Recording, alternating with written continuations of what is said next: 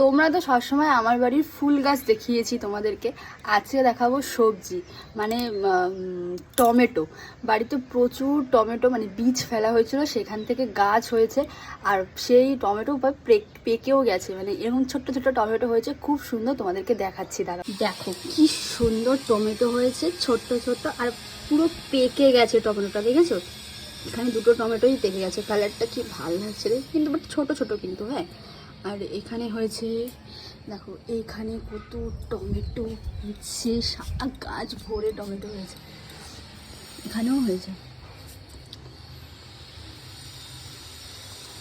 হ্যাঁ, এটা তো বন্ধু গাছ, কি ভাল লাগে এই গাছগুলো। আমি এই টমেটোগুলোকে ছিঁড়ে নিয়ে যাব, নিচে নিয়ে যাব। বাড়ির গাছের টমেটো তো পেকেই গেছে, এই দুটো নিয়ে গেলাম। আর এগুলো থাক, এগুলো একটু বড় হোক। বাড়িতে হয়েছিল আর বেগুনও হয়েছিল, বাট সেটা তোমাদের সঙ্গে শেয়ার করতে পারিনি। আর ছোটো ছোটো বেগুন হয়েছিল, সেগুলো তুলে খাওয়া হয়ে গেছে।